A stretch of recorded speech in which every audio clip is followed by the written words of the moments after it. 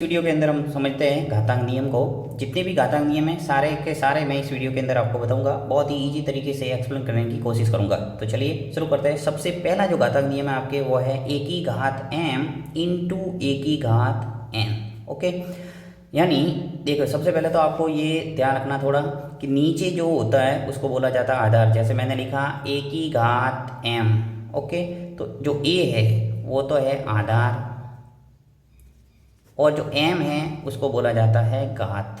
ठीक है, तो हमेशा ध्यान रखना है आधार को थोड़ा बड़ा लिखना है और घात को छोटा लिखना है, थोड़ा यानी साइज में छोटा लिखना है। फॉर एग्जांपल जैसे मैंने लिखा 5 की घात 3। ठीक है, यानी 5 बड़ा लिखा है, 3 छोटी साइज में लिखा है। तो आपको आधार बड़ा और घात को थोड़ा छोटा लिखना है, इस बात का पूरा ध्यान रखना है। अब देखिए आपको यहाँ पे क्या है, आधार समान है, ए और ए आधार दोनों का समान है और घात अलग अलग है, m है और n है। यहाँ a m और n कोई न कोई संख्या है, एक तरह से आपको समझना है। तो जब भी ऐसी स्थिति होती है तो आपको ध्यान रखना है a की घात होता है m प्लस n।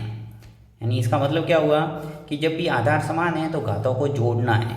ठीक है, अब इसका एग्जाम्पल लेके मैं समझाऊंगा तब आपको ये समझ में आएगा। एग्जाम्पल लेते हैं हम। फॉर एग्जाम्पल 5 की घात 3, ठीक है, इंटू 5 की घात 4।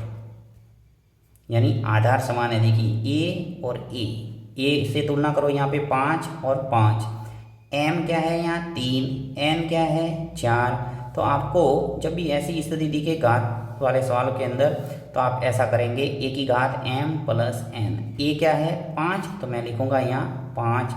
m प्लस n करना है, यानी m कितना है 3, तो लिखो यहाँ 3। फिर प्लस n कितना है 4, तो लिखो यहाँ 4। यानी मैंने इस रूप को इसमें चेंज किया है, 5 की घात 3 प्लस 4। तो वास्तविक हमारा जो आंसर आएगा वो क्या आएगा, 5 की घात 7, क्योंकि 3 और 4 मिलके कितने हो गए 7। 5 की घात 7। ठीक है, तो इस ढंग से घातांक नियम का पहला नियम हमारा क्लियर होता है। नेक्स्ट दूसरा ले रहा हूँ मैं। दूसरा है ए की घात m इंटू बी की घात m। ठीक है, इसके अंदर देखो क्या चेंज है, इसमें आधार है वो अलग अलग है, a है और b है, यानी अलग अलग संख्या देखने को मिलेगी और घात समान दिखेगी m और m। तो ऐसी स्थिति में आपको करना है a b की घात m। अब समझते हैं इसको। जैसे मान लो मैं लेता हूँ यहाँ पे 7, ठीक है, 7 की घात है मान लो 3, फिर इंटू यहाँ पे लिख लेता हूँ मैं 3 और 3 की घात 2 लिख लेता हूँ। 3 की घात 3 ही लिखना पड़ेगा क्योंकि घात क्या है समान है। ठीक है, तो ऐसी स्थिति में आपको क्या करेंगे, देखिए 7 और 3 का गुणा करना है।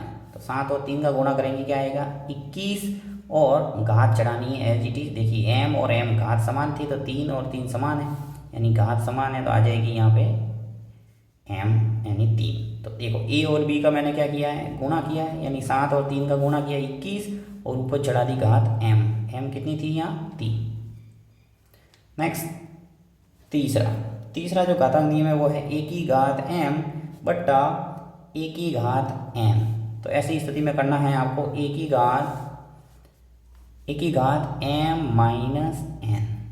ठीक है, यानी a की घात m बट्टा a की घात n है, तो आपको a की घात m माइनस n करना है, यानी नीचे वाली जो घात है वो ऊपर आके माइनस में हो जाएगी। आधार समान है और घात अलग अलग है। फॉर एग्जांपल मैं यहाँ ले रहा हूँ 7 की घात 5 बट्टा 7 की घात 3। तो मैंने यहाँ एग्जांपल के तौर पे लिया है 7 की घात 5 बट्टा 7 की घात 3। यानी देखिए आधार समान है और घात अलग अलग है, 5 है और 3 है, m n अलग अलग दोनों घात। तो ऐसी स्थिति में आपको करना है a की घात m माइनस n, यानी 7 आ जाएगा और m माइनस n यानी 5 माइनस 3, राइट, क्योंकि m में से मुझे क्या घटाना है n। रिजल्ट आ गया हमारे 7 की घात 2, 5 में से 3 गया 2। ठीक है, नेक्स्ट हमारा चौथा रूल है a की घात m बट्टा b की घात m। यहाँ पे देखिए आधार अलग अलग है और घात समान है, तो ऐसी स्थिति में आपको लिखना है a बट्टा b की घात m। यानी आपको जब भी ऐसी स्थिति दिखे कि जैसे एग्जांपल के तौर पे 6 की घात 2 है और नीचे आपके है 8 की घात कितनी है 2, यानी आधार अलग अलग है और घात समान है, तो आपको करना पड़ेगा 6/8 की घात 2, यानी कि 6/8 यानी a/b लिखा मैंने और घात चढ़ा दी ऊपर m। नेक्स्ट रूल है हमारा a की घात m की घात n।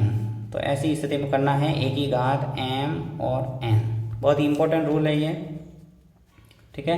तो a की घात m की होल घात n है, आपको करना है a की घात m n, यानी जब भी घात के ऊपर घात देखने को मिले तो आपको दोनों घातों का करना है गुणा, m का गुणा n से होगा। फॉर एग्जांपल 5 की घात 3 और ऊपर घात कितनी है 2, ठीक है।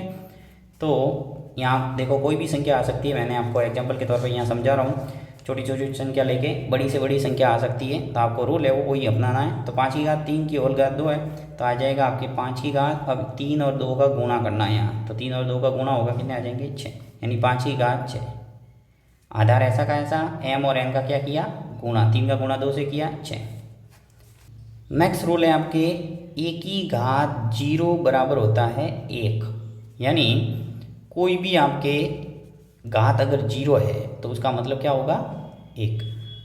जैसे यहाँ मैं लिख रहा हूँ 5 की घात 0, तो इसका मतलब होगा 1, यानी किसी भी संख्या के ऊपर घात अगर 0 देखने को मिले तो उसका आंसर हमेशा क्या आएगा 1, ठीक है। ये भी इम्पोर्टेंट है क्योंकि कंपटीशन एग्जाम के अंदर भी ये पूछा जाता है।